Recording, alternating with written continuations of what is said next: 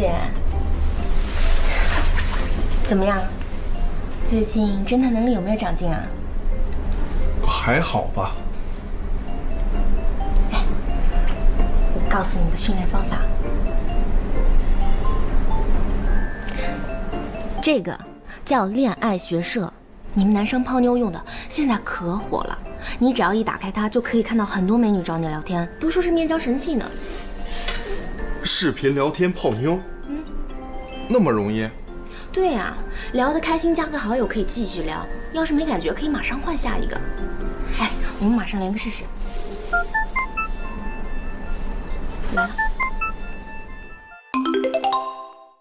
帅哥，你身材好棒啊！这一看就是个学生妹啊，看着挺清纯的倒是。这哪是学生妹啊，一看都30多了，都是化妆化的。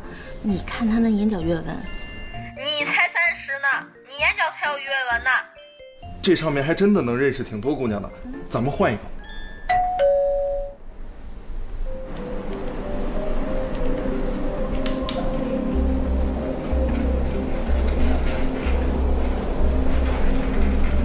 老大，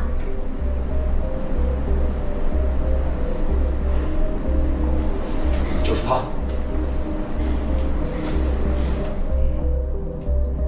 先生你好，我是何生，这边请。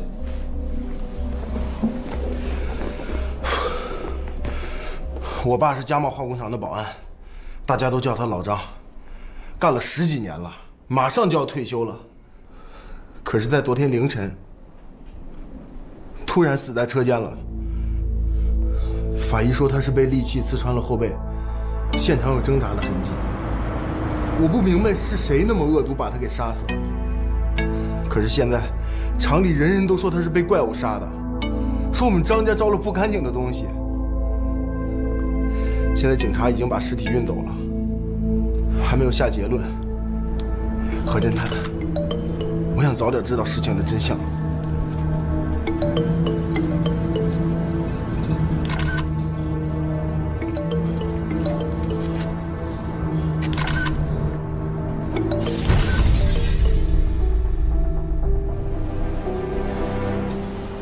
老张的死亡时间在晚上10点到12点之间。根据保安小孙介绍，这段时间内在场的只有清洁工、金杯司机、小孙他们3人。从科学角度上来讲，不可能有什么灵异事件。那么最大的嫌疑就是这3个人。这只是保安小孙的一面之词，不能作为我们判断的依据。咱们还是得找客观证据，证明只有这3个人在场。当晚的监控视频受雷电干扰，信号中断，还查不到什么物证。中断时间大概持续多久？早上6点左右吧。不对，我昨天早上是被雷声吵醒的，打雷的时间大约是早上7点钟左右。按照你的说辞，7点钟左右的监控应该也会受影响，但是我们的结果是6点钟之后都是正常的。你别听丰泽瞎说，都说东边日出西边雨，城市这么大，电磁波分布也不一样吧？何大侦探，地理位置倒是也有可能，查一下。查哪儿？工厂附近的监控。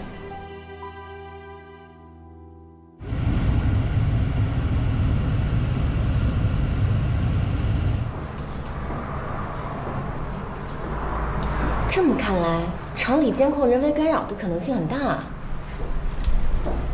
停，倒回去5秒。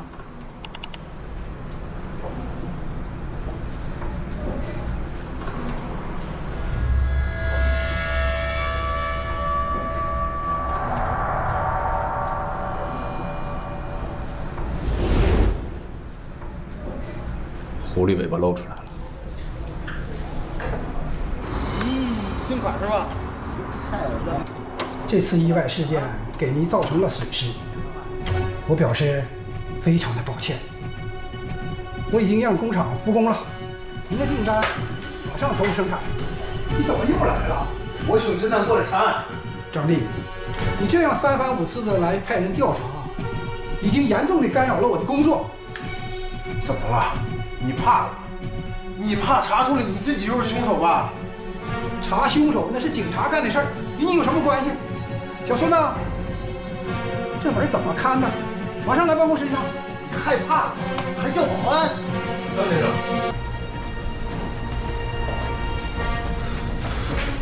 厂长，您稍安勿躁，我只想问您几个问题，不会耽误太长时间。你还想问什么？事发当晚你在哪里？这个警察早问过了，我在家。厂长为什么要撒谎呢？你可以删掉工厂里的视频，但工厂外的你忘记了。这是我们在你们隔壁厂监控视频拍的。这个地方是你每天从厂里回家的必经之路。早上6点10分左右，你的车刚好从厂里出来，被这个监控视频拍到。监控中断的8个小时里，保安老张死了。另外一个保安的小孙的证词说，你当时不在厂里，也就是说你有不在场证明。但是最近厂里并没有发工资，也没有发奖金，小孙去买了一辆新的电动车。显然有人想用钱堵他的嘴。删除物证，买通人证，确实是个完美的计划。你说我杀死了老张？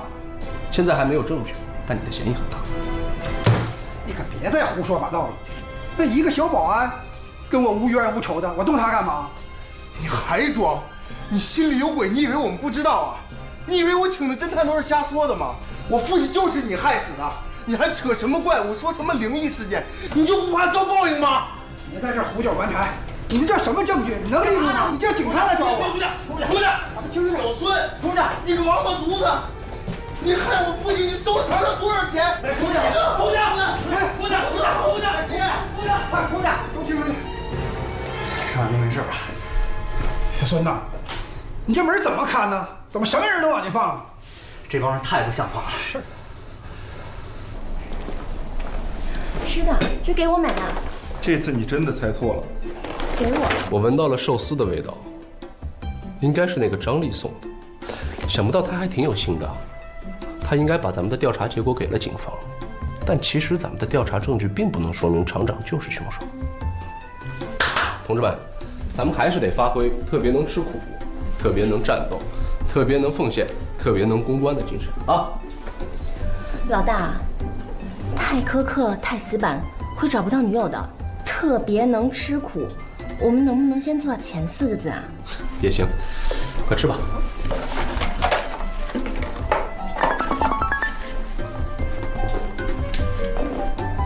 哎，老大，要不你用我给丰泽介绍的这个软件吧，叫恋爱学社，上面好多女孩，漂亮大方，还主动热情。要真这么好，丰泽还单着呀？我不太会和女孩子说话吧？你都怎么撩的？我看看。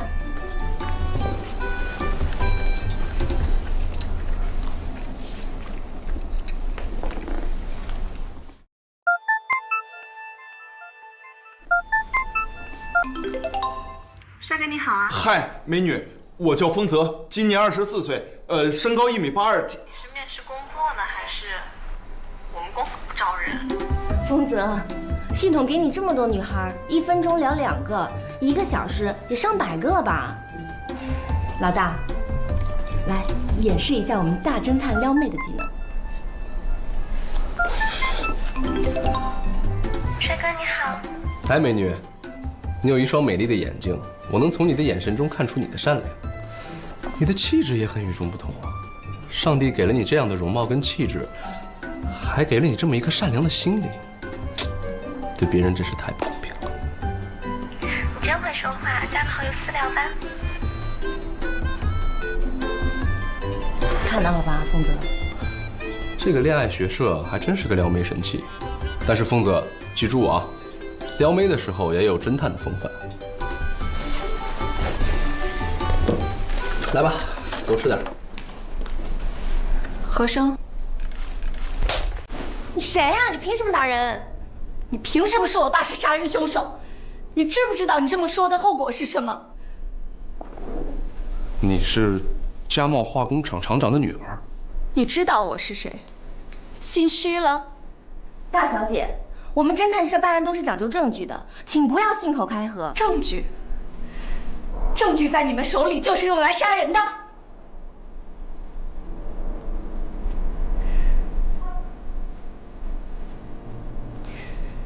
你们去厂里找过我爸以后，张丽就带着工人闹事，刚刚复工的厂子又停产了。我爸爸被工厂辞退，顶不住压力，自杀了。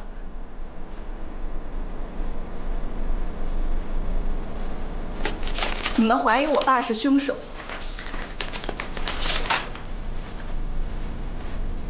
你知不知道他右手有伤，连重物都拿不起来，怎么去杀人？如果厂长手臂有伤，完全可以自证清白，根本没道理自杀。况且老张死的当晚，你爸爸就在工厂，他根本没有回家，他为什么要撒谎呢？你们不用来反问我，不是讲证据吗？如果怀疑我爸是凶手，就拿出有效的证据来，否则咱们法庭见。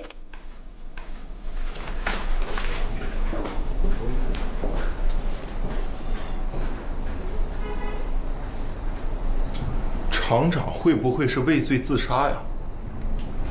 对呀，我怎么没想到，厂长杀了老张，心里消化不了就自杀，合情合理啊。两位先不要妄下定论了，咱们还是证据说话。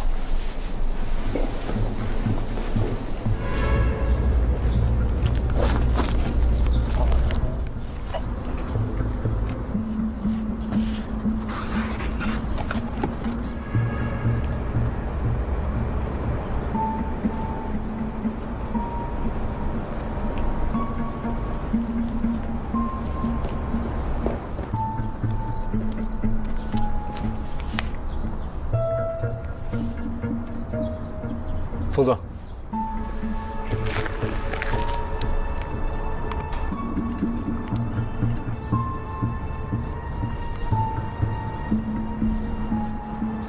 老大，有人来了。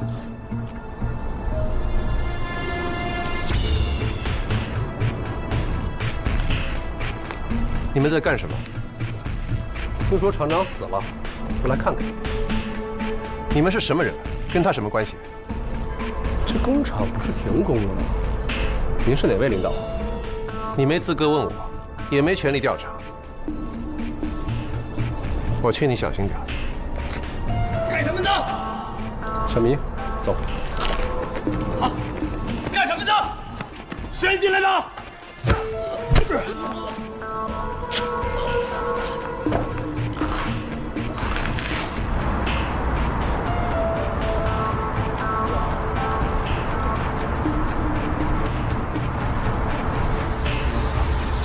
这些同行不会办案，就会搞这些小动作。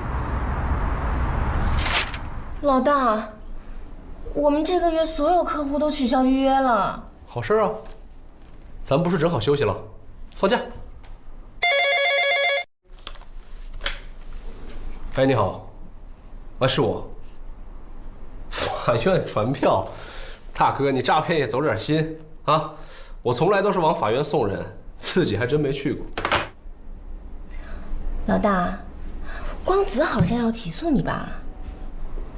还有这事儿？哎，你好，啊，还是您。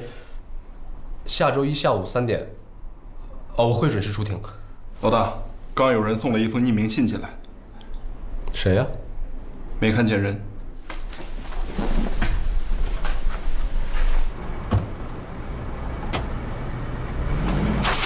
老大，你不先看看信吗？没必要，没什么好事。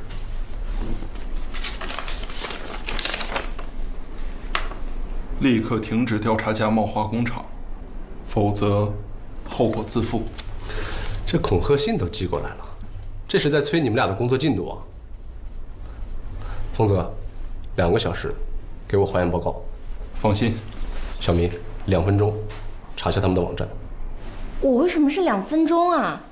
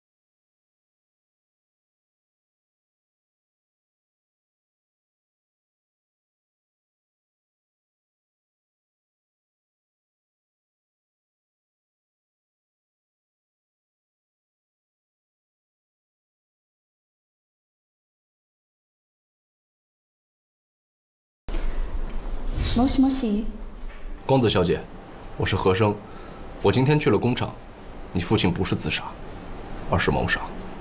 何生先生，我请你不要因为推卸责任就胡说八道。我测量了你父亲跌落的高度跟距离，发现跌落点距离墙体足有3米开外。以我做侦探多年的经验，人如果要自杀，不会用力往前跳，那么跌落点距离墙体应该在3米以内，而你父亲足有5米，这足以证明有人从背后推了他一把。你别说了，这件事情已经跟你没有关系了，我们法庭见。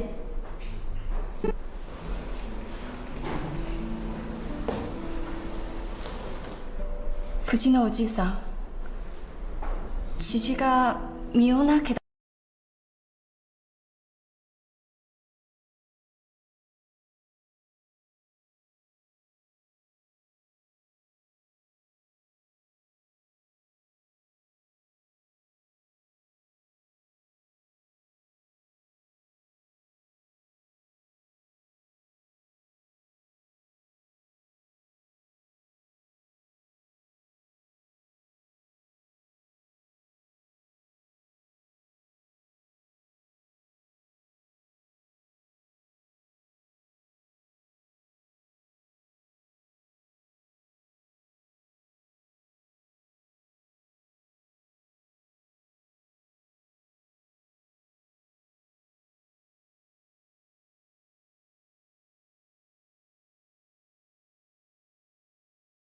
に行く。すべては証拠によって決める。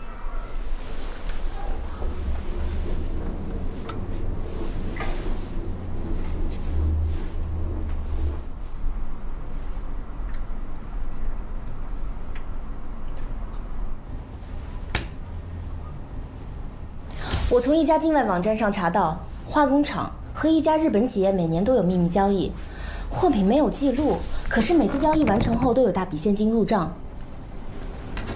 这个是化工厂内部的财务报表，从近5年数据来看，化工厂经营效益很差，连续亏空。可是很奇怪的是，次年化工厂总能平账，而填补这笔资金漏洞的钱，很有可能来自和日企的交易。这笔交易有更详细的信息吗？没有，目前很难查。那天厂里那个人，查到他的消息了？他叫长谷川，是化工厂的技术顾问，在企业管理层中处于较高的位置，可是具体职务不详。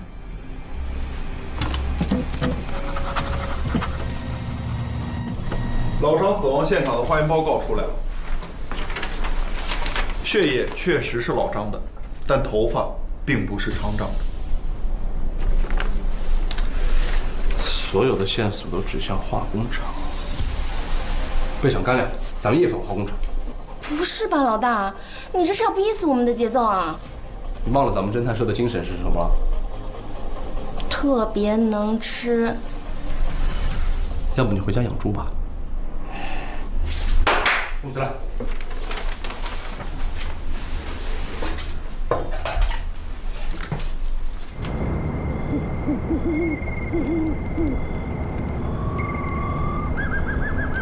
老大，有人跟踪。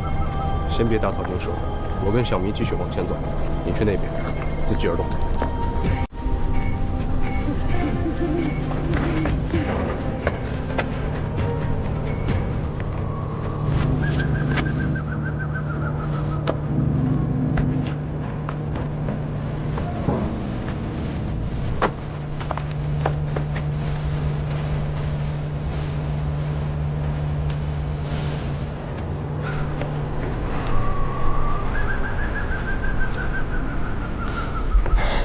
跟我们的是个清洁工，之前在厂里见过，让他给跑了。这是人家的地盘，他们路比较熟。这个人如果再出现，你不用追。我们俩进去看看，你在这儿守着。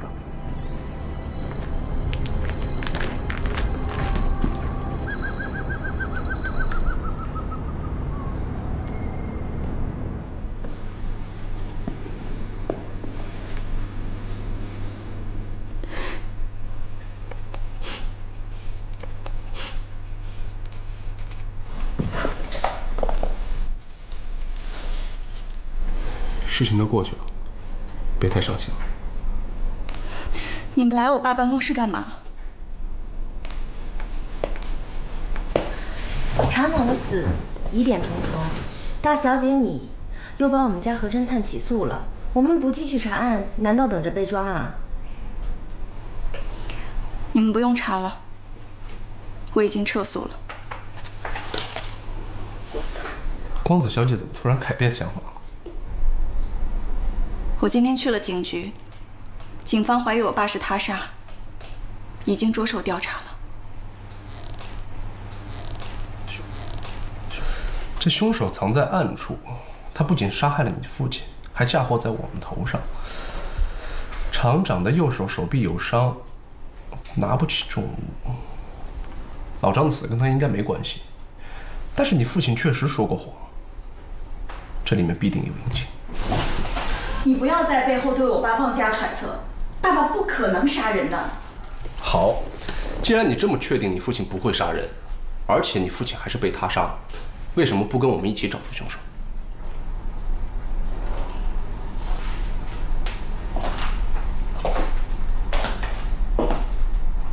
光子小姐，你难道不想早点知道真凶是谁吗？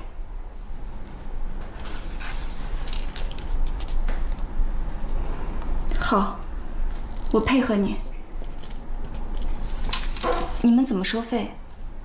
是这样的，我们侦探社的家母。我们侦探社从来都是只求真相，不谈价钱。那你想从哪儿开始？你父亲最近有没有对你提过什么？工作上的事，父亲向来不提的，最近也没有说过什么特别的话。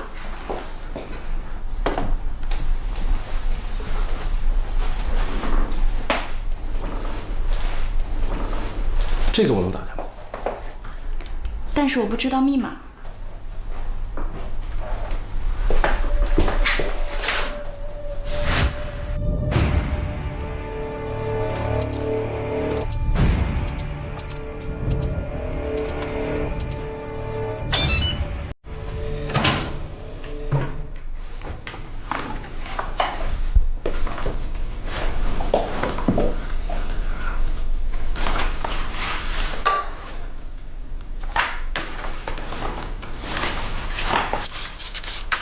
动物生化实验，原来厂长有这个爱好。不可能，我爸爸绝对不会做什么动物实验的。你别紧张，我就这么一说。我爸爸不懂药理，平时有什么头疼脑热都是去医院，他怎么会做这种实验呢？谁？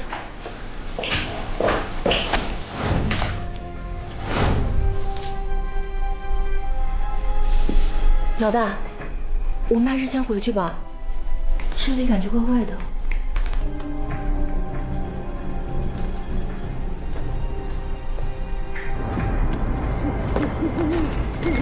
有没有发现可疑的？没有。收起！你还好吧？水，点着点。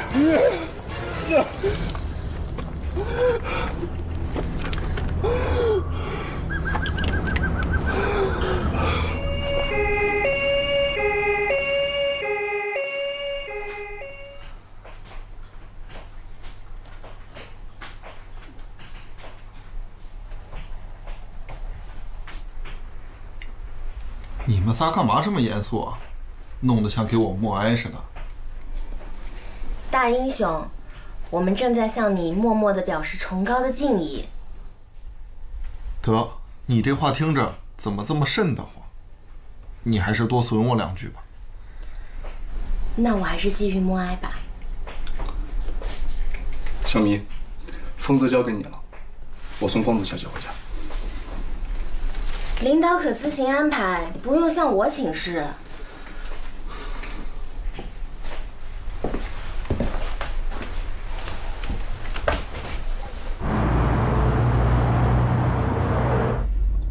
谢谢你送我回去。不用这么客气。之前是我误会你了，真的非常不好意思。能理解。毕竟刚失去父亲嘛，谁心里都不会好受。今天的事儿想想真是后怕，谁会向我们泼硫酸呢？我们之前也收到恐吓信，说立即停止调查化工厂，否则后果自负。看来今天这算是应验了。那你们还要继续查下去吗？当然。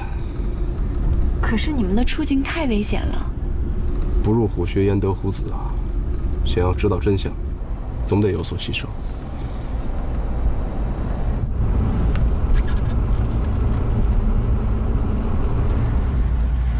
我到了，谢谢。都到家门口了，不请我上去喝杯茶吗？晚上不宜喝茶吧？那喝酒也行啊。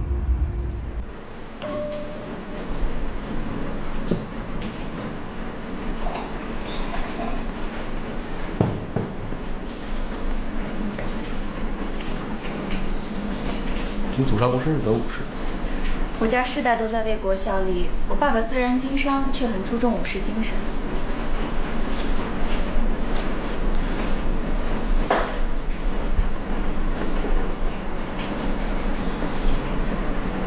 我爷爷曾经参加过一队，但是他坚持反对利用人体研究生化武器，所以后来被主战派孤立。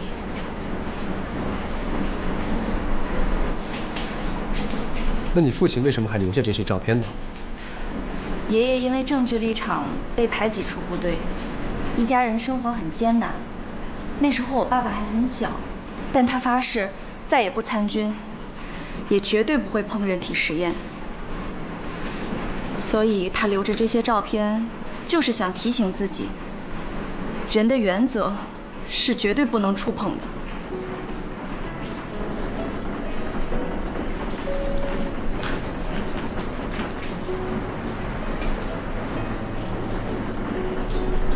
哪个是你？这个，旁边这个呀是他当时的战友，这是他们刚加入部队的时候拍的。不过后来就是因为政见不合，两个人再也没有联系过。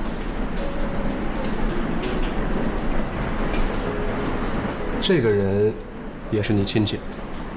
你说的横野伯伯啊，他是我爸多年的好友。从小呢，待我就像亲生女儿一样。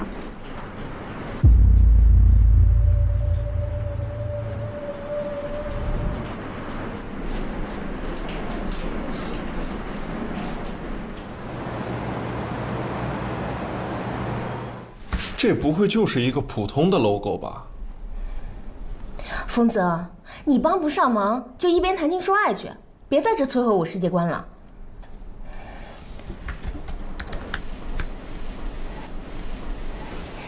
老大，找到了。这个图腾是一个国际主战组织的标志。这个组织在多个国家利用人体培养病菌，并进行生化实验，取名为雅典娜计划。化工厂和日企的交易怎么样了？境外网很难查。境外倒是有一个人可以帮忙。老大，你不是想请李国清大律师出面吧？他可隐退很多年了。他毕竟是咱们的老社长，这点面子还是会给的吧。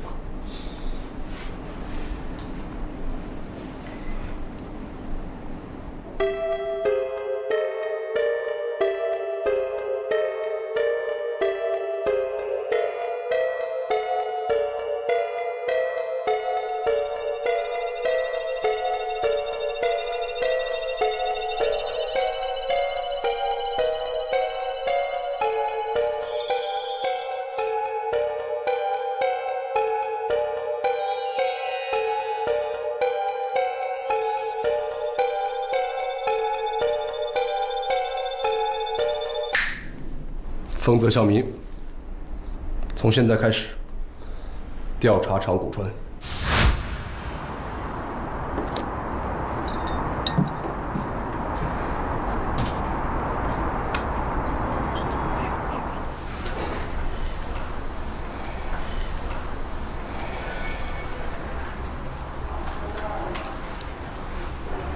丰泽，你有没有觉得和生最近有点不大对劲？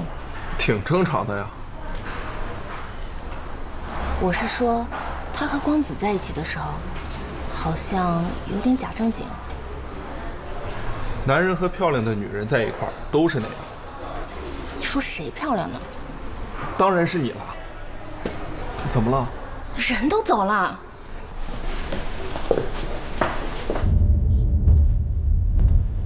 长谷川，那是他的车。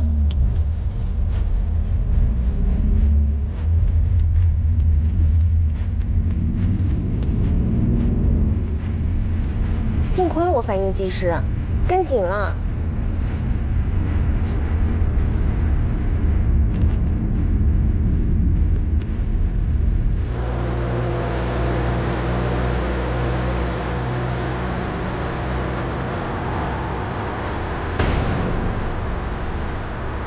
老大，长谷川进场了，但是我们发现他和一辆面包车有交流，车上有个司机，还有那个清洁工。我们现在跟谁啊？收到。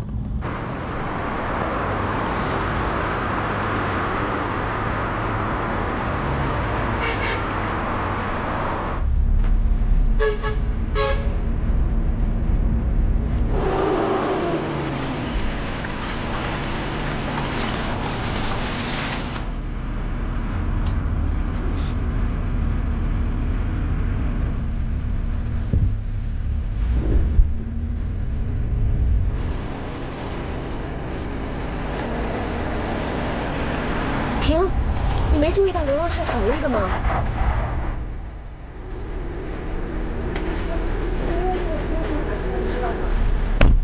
大叔，这里有问题，赶紧追！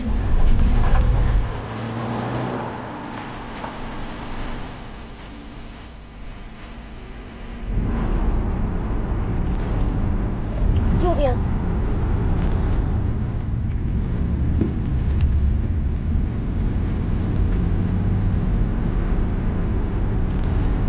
别太紧了。完了，跟错车了，车牌号不对。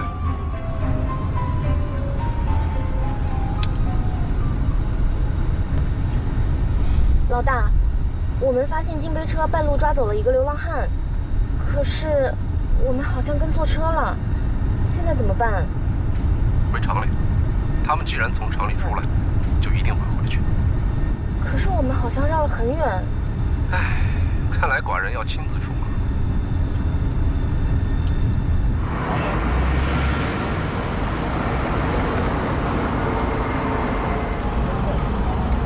光的小姐啊。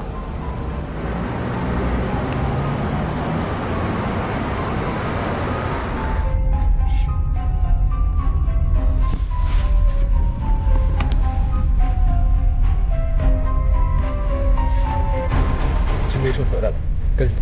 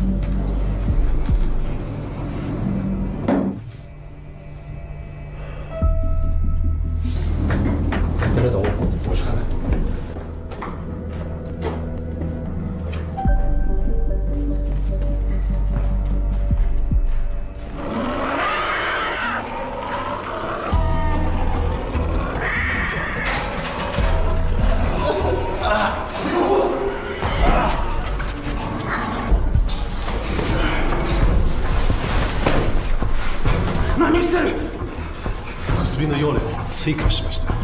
彼の力がとても強い。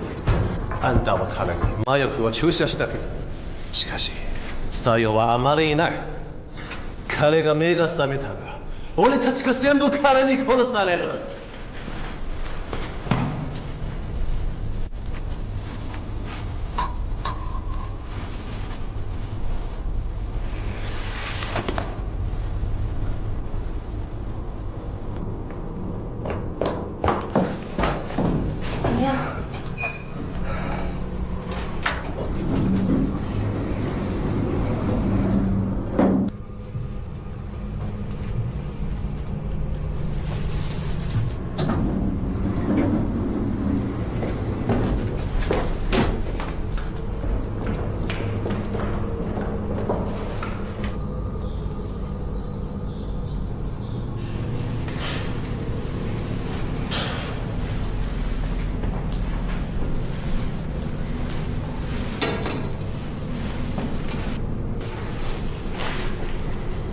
ボス、前回逃げられ調査を急がだ。試験体はもうすでに処分しました。今日は新しい代替品を見つかった。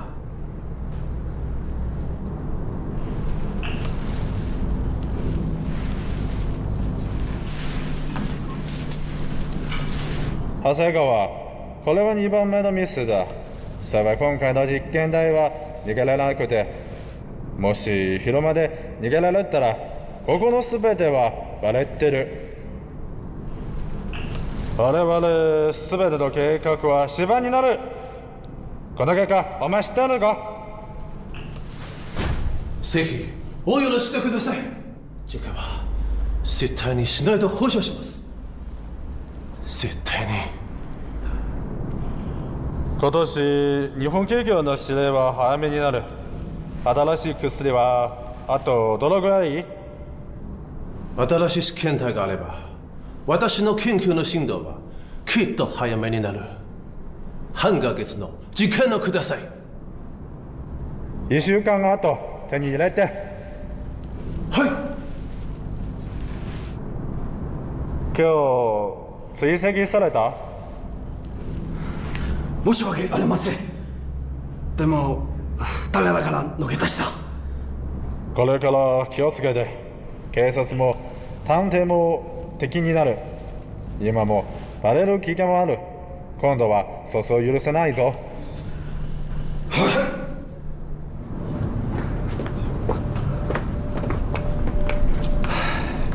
这每一层都找过了，怎么找不到呢？车间这么大，有没有可能遗漏了一些地方？这里边结构复杂，倒是应该会有一些安排。要不我们再过一遍吧。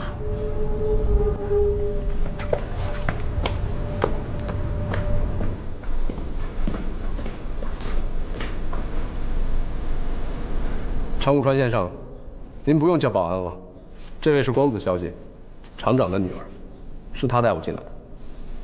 こんにちは。こんにちは、美津子さん。工場の来て何のご用ですか？父の遺物を整理してと思って。长谷川先生，您手臂上的抓痕是怎么回事？哦，这是我宠物猫抓的。如果没别的事，我忙工作去了。随便。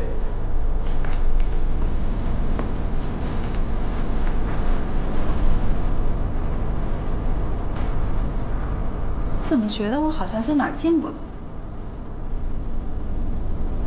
可是又想不起来。好好想想，它是个重要线索。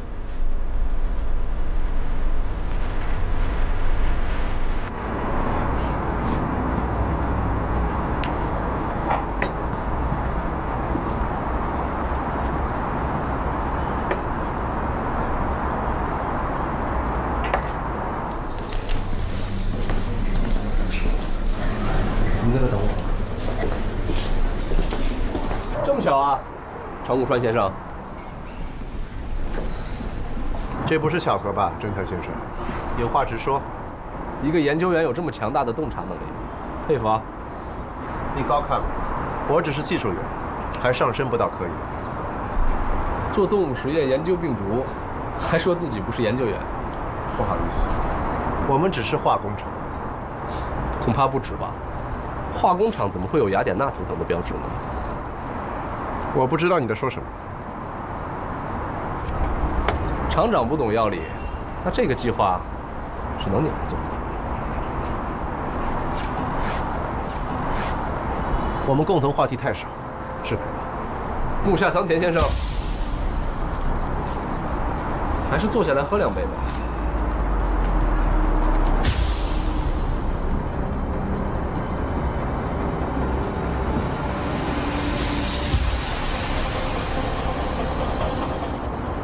我怎么觉得我好像在哪儿见过他？我想起来了，长谷川的真名叫做木下桑田。早年间在日本用自己研制的化学药品谋杀了同事，并被警方通缉。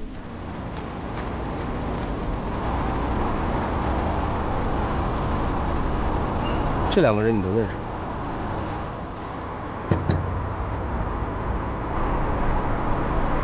你们把流浪汉弄哪儿去了？这个我真不知道。木下桑田先生，别再弄了。雅典娜计划的实验对象可不只是动物，这一点您可信不读。那个流浪汉怕是已经上了你的手术台。法律是坦白从宽，把你知道的都告诉我，你也不希望我再把你交还给日本警方。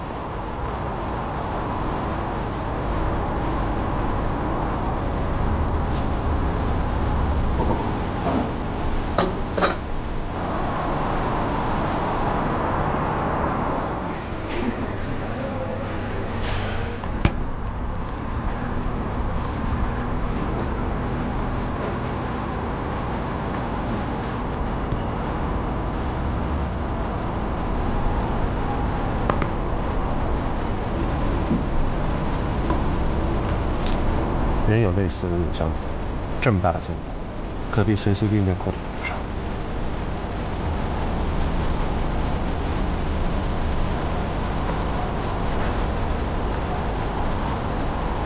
我这个人一向讲证据，你放心。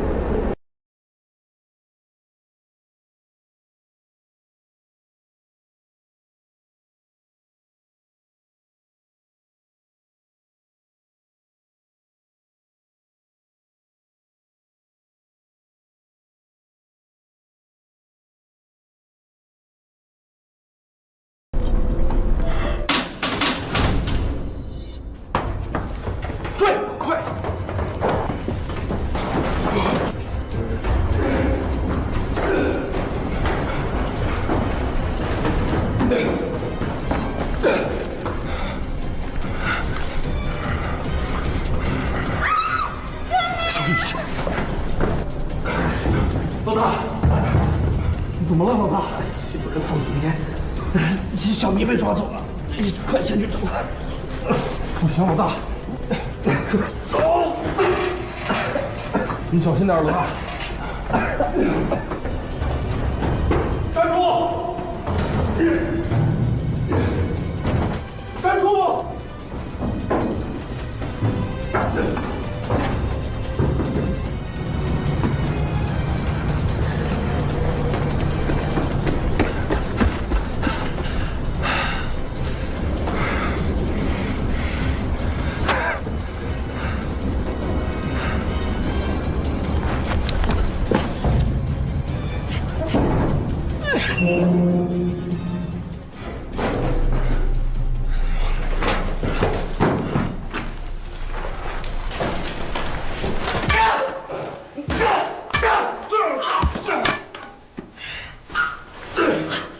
说，你是干什么的？为什么一直跟踪我们？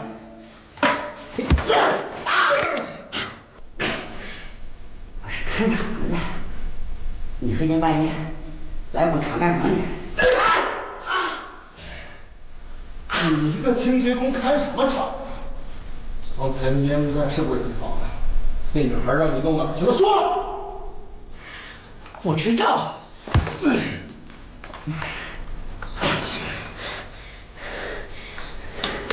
信不信我现在就杀了你？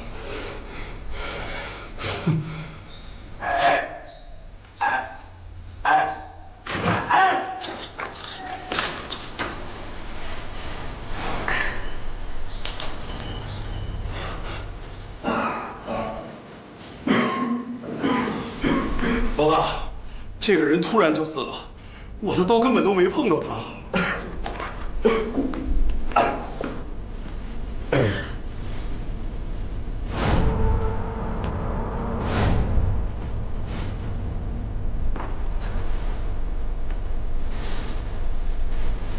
先出去吧。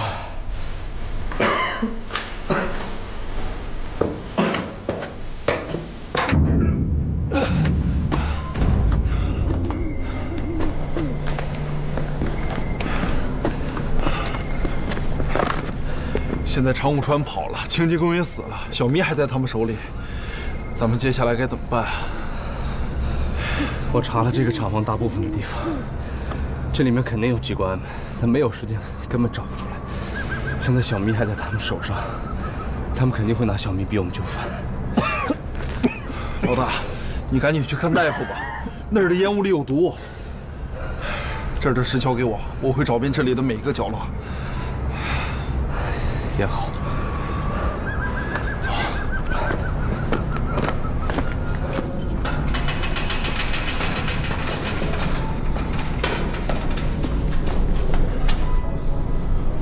私の目分は奴らにバレた。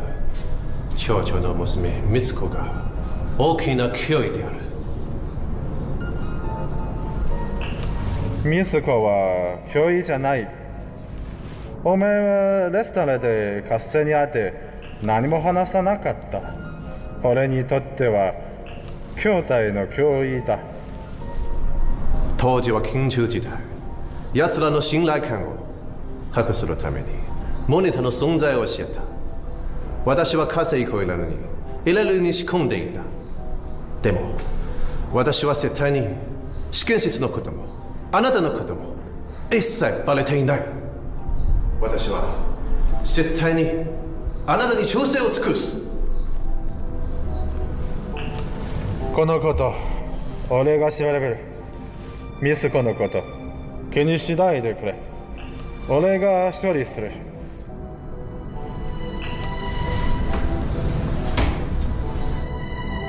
よし。人質あれば何も心配いらない。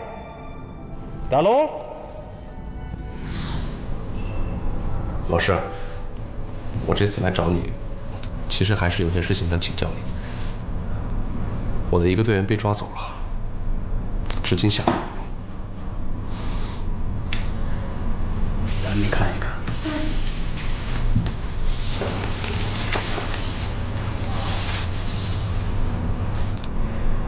这是我日本方面有关材料。你所提到的境外交易，就是跟一个专做生化实验的国际组织有关呐。这个图腾跟我在厂长办公室看到的一样啊。那这么看来，这个化工厂很有可能就是雅典娜计划的一个据点。那就对了。所以这是一次深入虎穴、斗智斗勇的硬仗哦，多加小心。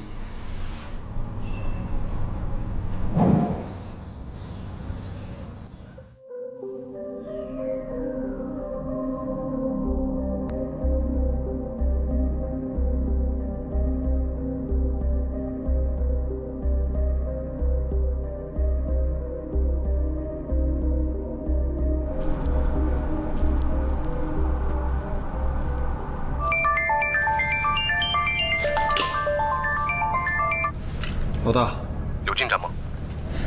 还没有，不过清洁工的尸体不见了。是被保安拖走的？应该不是，我一直在观察保安的动向。我知道了，从现在开始，你去货梯蹲守。哦，对了，装个监控。好。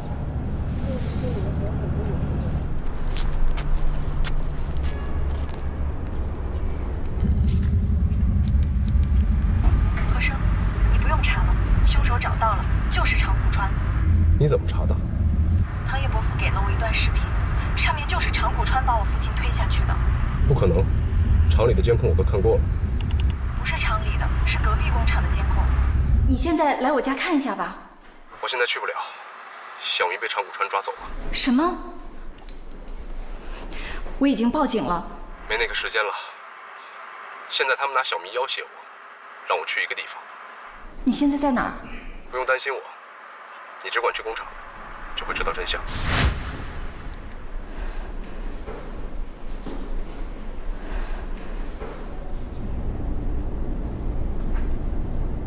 老大，我观察金杯车司机好几次，发现问题了。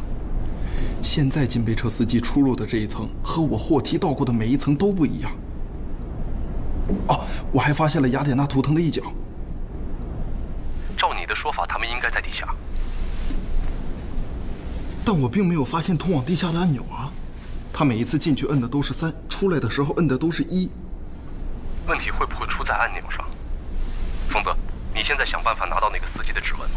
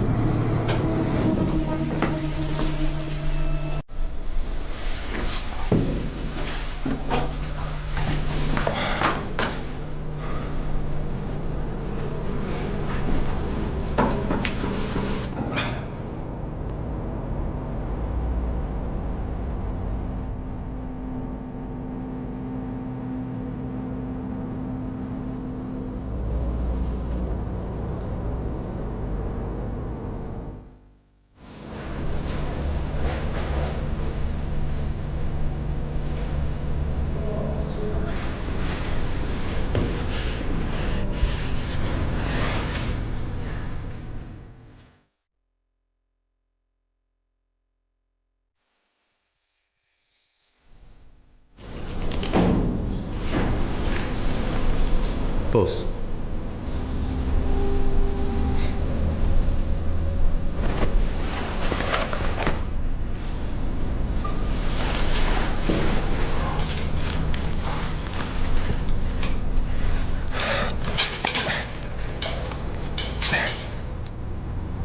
福泽哥哥。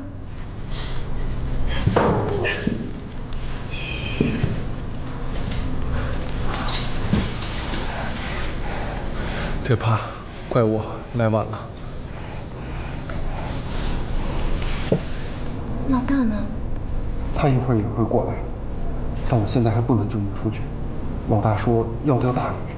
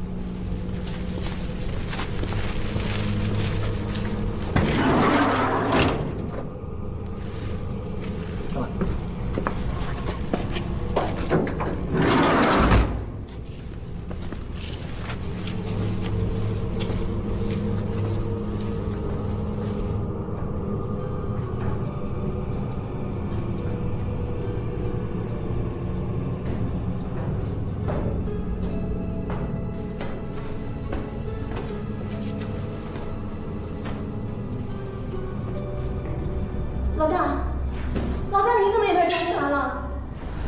没事的，来救你。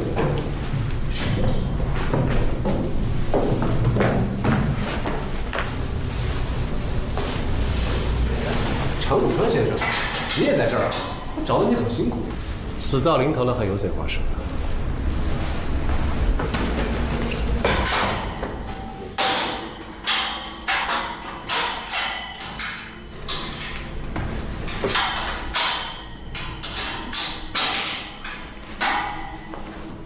ボス、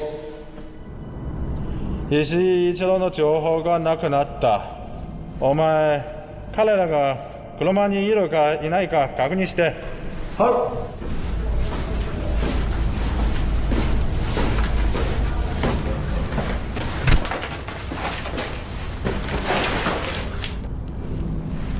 哦，何大侦探，没想到在这儿见面啊！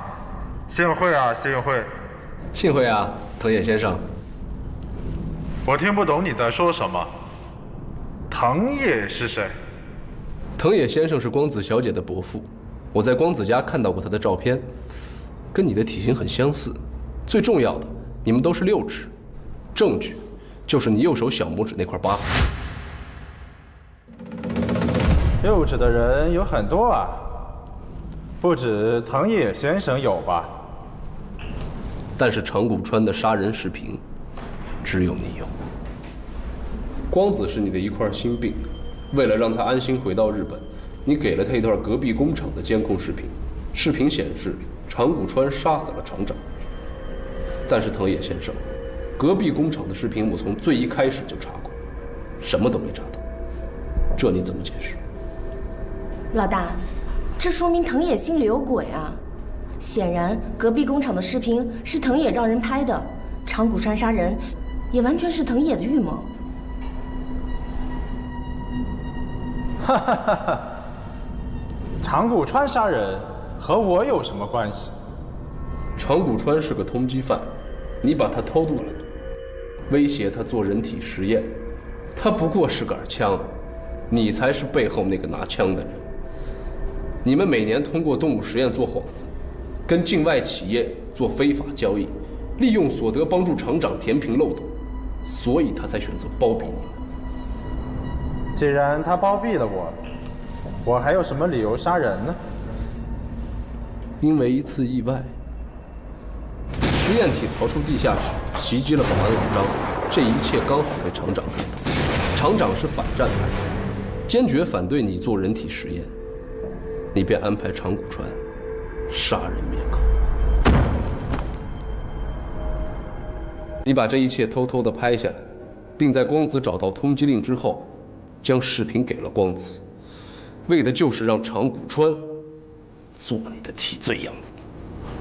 原来你一直在利用我，我这条命是你救的。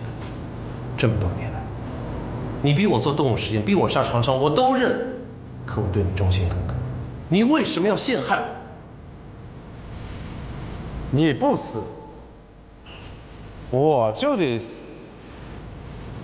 我已经替你杀人了，我甚至让你在我身体里装了监听器。哼哼，原来我不过是你的棋子，你连最后的活路都不给我吗？啊！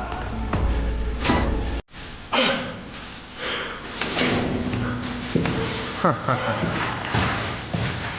棋子就是棋子，必要的时候就得把你抛出去。嗯？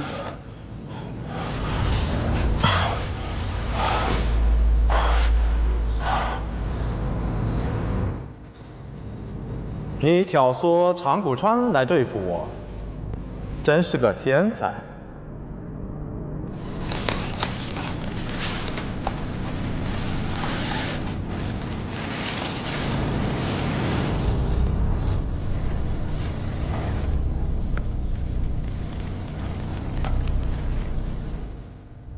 天才又怎么样？还不是要成为我的下一个实验品？那我呢？藤野伯伯，如果我早一点怀疑到你，我现在是不是也在笼子里？你不该来这里。如果我不来这儿，我怎么知道杀害我爸的凶手就在身边？藤野，你有什么脸替我爸举行葬礼？如果你爸爸能跟我密切合作，一切将会天衣无缝，不会造成今天的局面。是他自己害了自己，去把他给我一起关起来。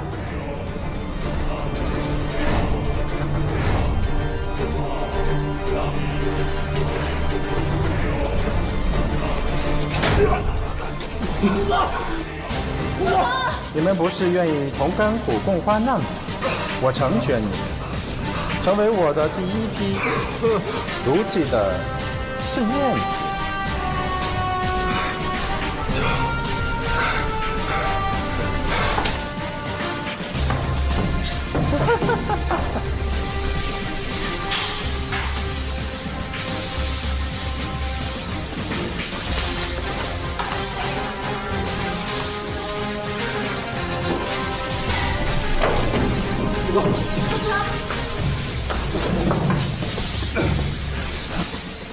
光子，你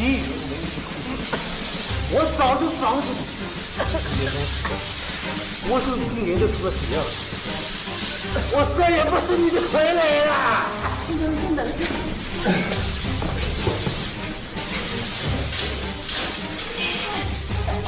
下面的电梯都锁死了。小明，你受不了。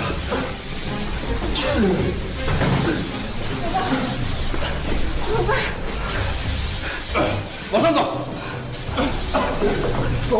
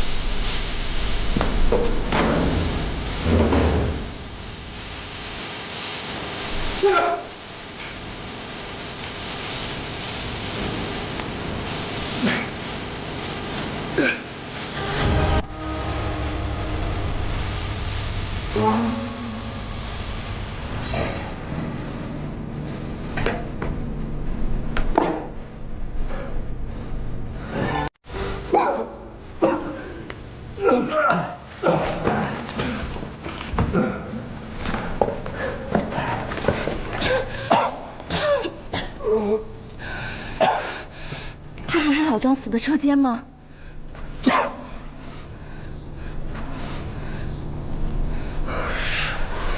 实验体就是从这儿出来的。咱们走吧。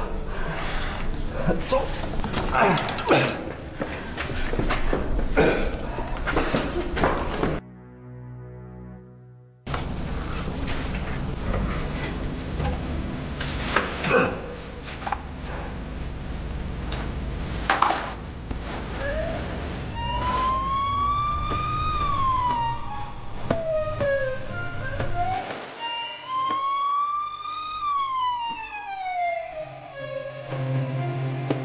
长谷川为了研究新药，加大了实验体的注射剂量，导致实验体逃出笼子，沿着秘密通道逃到了车间。当晚值班的老张听到车间有异响，前来巡逻，被实验体袭击。车间的爪痕和头发正是实验体在袭击老张的过程中留下的。长谷川及时将实验体制服，但整个过程被厂长目睹。厂长反对人体实验，所以找藤野理论。藤野怕阴谋暴露，就派长谷川杀了厂长。藤野吸入大量毒气，死于地下室。长谷川因涉嫌故意杀人、研制违禁药物，被警方抓获，判处死刑。加茂化工有限公司因涉嫌违禁药物生产，冻结企业资金，查封整改。